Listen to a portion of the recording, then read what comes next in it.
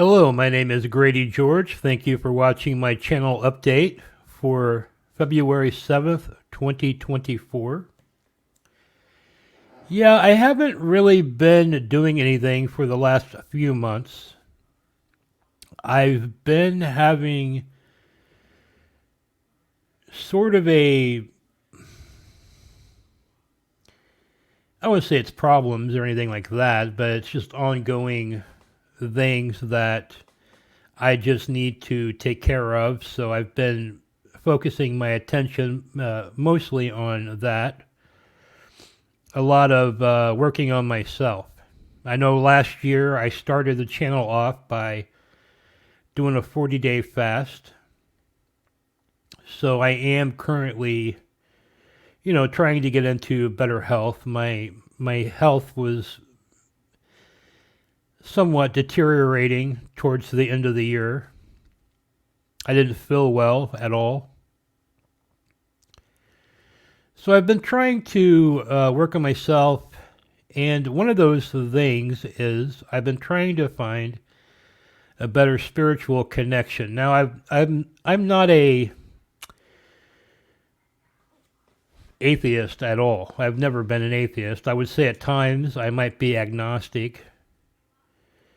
I'm not sure if there is or if there's not, but I don't see any proof either way.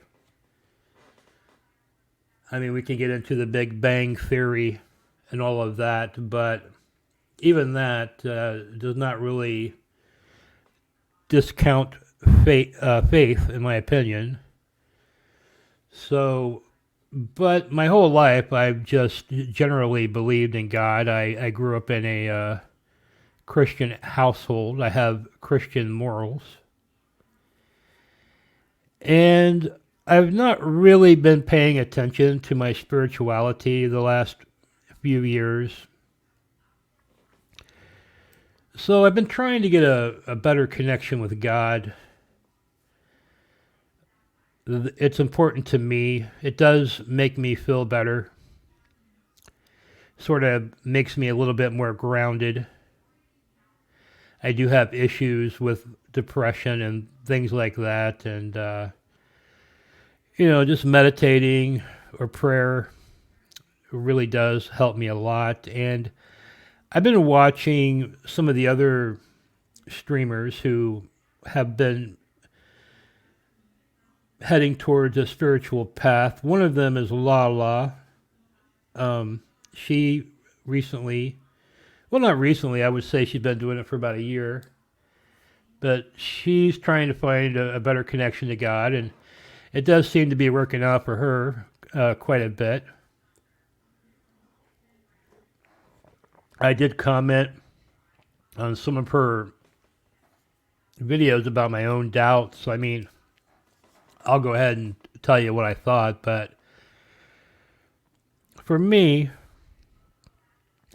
when I read the story of Jesus, it kind of seems to be telling us that we don't need to go to a temple, and we don't need to have human holy men telling us how we can better get in touch with God. I don't have a problem with churches for fellowship. I just don't see a reason to have to go to church to have a connection with God. And I will say this because, Jesus himself was banned from the temple, and he had a congregation he led in a field with other people who had been banned, criminals and things like that. So he seemed to be of the mindset that the hierarchy of the temple did not really speak for God in that terms. And, also, after the resurrection, he did destroy the temple.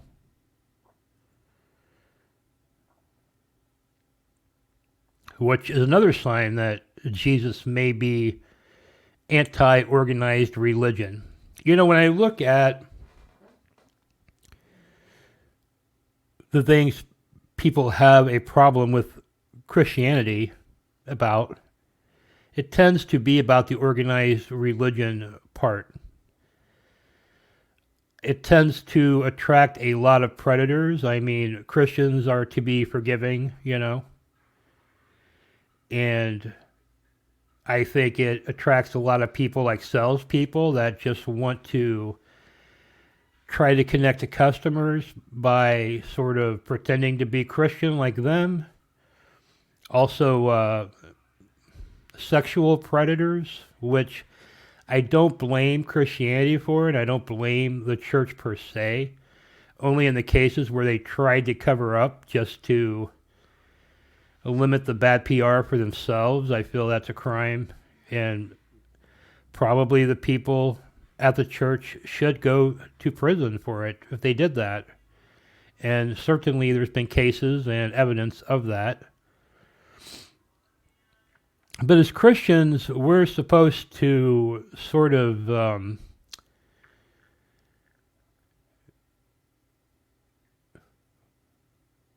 forgive people. It's not our place to judge. So if somebody was formerly a criminal and they're seeking to turn their life around and become a Christian, you're supposed to treat them with respect. And I think a lot of times criminal types do sort of worm their way into Christians' lives through deception. It leaves us open to deception. But I mean, for me, I'm just very tolerant. I, in my opinion, I don't. It's not my place to tell you what to believe in. I think it's a very personal thing. If you want to talk to me about it, I would be more than glad to talk to you about it. But I don't think it's something that we're supposed to be trying to push off on other people. Possibly, I mean, to me, it's just sort of like if you are a Christian and you're leading a good life, and you should be able to show by example that the philosophies of Christianity are the way to go. And you would hope people would maybe be inspired by that. But to try to force somebody, you're not going to hang out with them unless they believe everything you believe. I don't believe that. And I also don't believe I should be turning my back on people that don't believe everything I believe. And that's kind of like what Lala did to me. She sort of erased my comments, kind of blocked me from her channel just because I was doubting the Bible. The other thing is I was doubting the Bible because it's something that was just put together by a king 500 years ago. Books omitted, things changed around, and even words changed. So those in the organized religion that go by the King James Bible, they tend to feel that King James was consumed by the Holy Spirit to give a more accurate representation of the Bible. But to me, there's a lot of contradictive things that they've included that if they had included things that they took out and banned, it would make a lot more sense. So in the context of presenting them, to me it doesn't make sense. But once you look at the omitted literature, it does make sense. So it makes me wonder why this is omitted. If this is making something that's included make sense, why is it bad? So I don't really have a problem with the Bible per se. I think it's a good book to live your life by if you want to. I just don't know if it is wholly depicting accurately the philosophy of Jesus Christ. So I have a lot of issues with the church and the Bible itself. Now, Christian philosophy to me is very sound. and it's very easy for me to follow just because I grew up in a Christian society.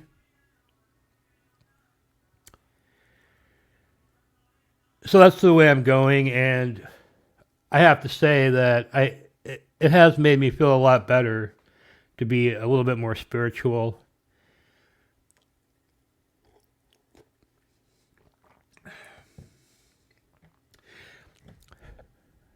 The other thing is, I'm kind of, not because of spirituality, but I've just kind of gotten bored with the whole live streaming stuff. I haven't been watching a lot of it, you know.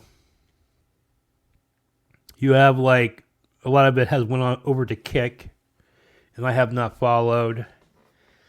Um, I just think it's boring in general. I've been watching a lot more pre-produced content on YouTube, shows and things like that. After the first of the year, I started to become a lot more interested in politics. I have not really been that interested the last 3 years because I don't know. I just feel like the media is kind of wishy-washy. There's no really good content. You know, you have sort of far left content and far right content, and the in between is just very boring. There hasn't been a lot going on. We've been under this Biden administration. Don't really hear a lot of bad stuff about it at all, although to me it just seems like society as well as the country has been decaying rapidly. And you could blame that on COVID, you know, a post-COVID society, but, you know, things like inflation and really just morality and things like that seem to be in rapid decline. Right now, I'm sort of a Trump supporter. I felt Trump did pretty good his first 4 years. I don't, and by that I mean, I think financially, those were like my four best years. I was pretty happy during that time. It wasn't a lot of bullshit going on, and there was not a lot of war in the world or anything like that. So, looking back on those times versus the last 3 years, it's just like, I mean, there's no comparison. And like I said, you could blame COVID for the state of the world.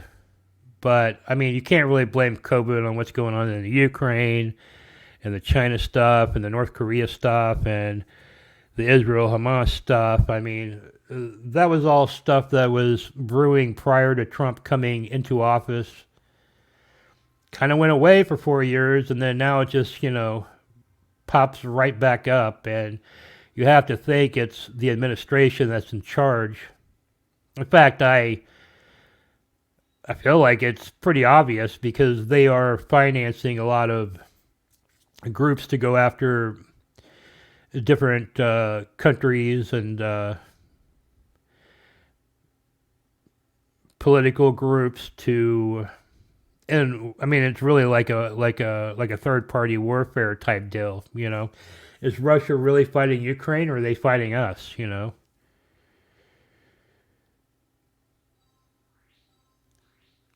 Some respect. I mean, of course, I mean, we've donated a lot of money and weapons to Israel. So a lot of stuff happening there. I mean, you could put directly onto us. I mean, I know Trump brokered a Middle East peace deal, which quickly fell apart as soon as he got out of office. So I feel like he did it once before. He could do it again. And I'm just very I'm just really looking for change. I just really would like to have some change. Everything's just been kind of going the same for the last several years, and it just sucks.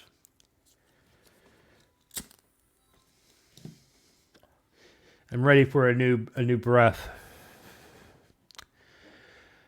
But with that said, I think that for this year, I probably will mostly stick to political topics. Just because I'm kind of into that right now. I feel like talking about it. I'm not sure how much I'll be talking about my spiritual awakening. Maybe once I get more into it, I would be more into wanting to talk about it. But if you also are trying to become more spiritual, I mean, it seems like a lot of people are. And it might just be a sign of the times we're living in, you know. But if you are, comment below, let me know. You can reach me. There's a couple places in my profile on YouTube where you can reach me at. If you'd like to talk about your spiritual growth, that's something that, number one to me right now, I just really want to be a good person and try to make the world a better place. I really do. I don't want to add to misery.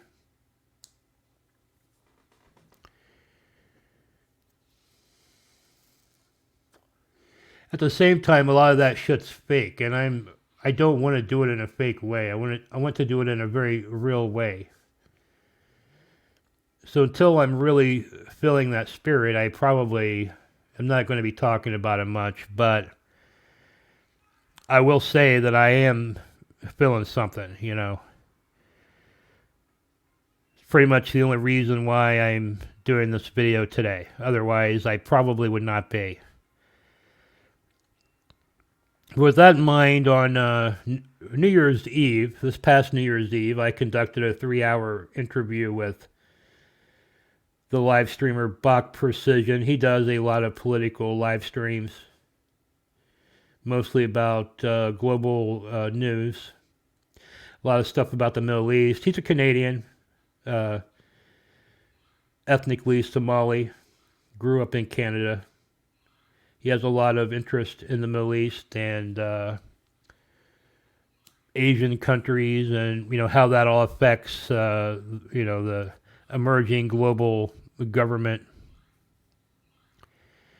Because there's a lot of things changing in a lot of countries that go against their normal culture. Now, I think that in the United States, there's several things you could bring up, but yeah, there, you know, all the Asian countries, especially in Europe, the Western countries, there's a lot of things happening, and he kind of pieces those things together to create a narrative of what he feels is going on. So I invited him to do a 2024 predictions show where we kind of go over what we think might happen over the next 365 days in politics. The first 2 parts are already up, and part 3 will be out tomorrow, and we should have daily 30-minute long clips until it's all played out.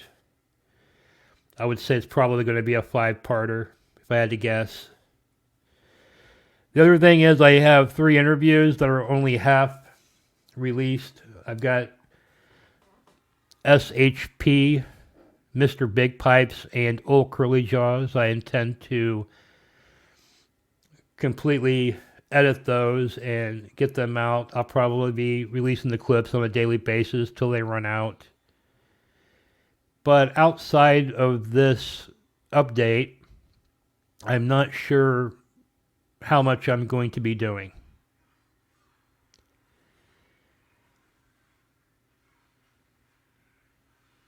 It really depends on factors outside of my control.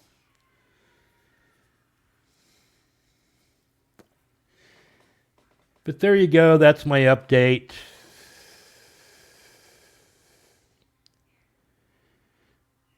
My interest has turned more political.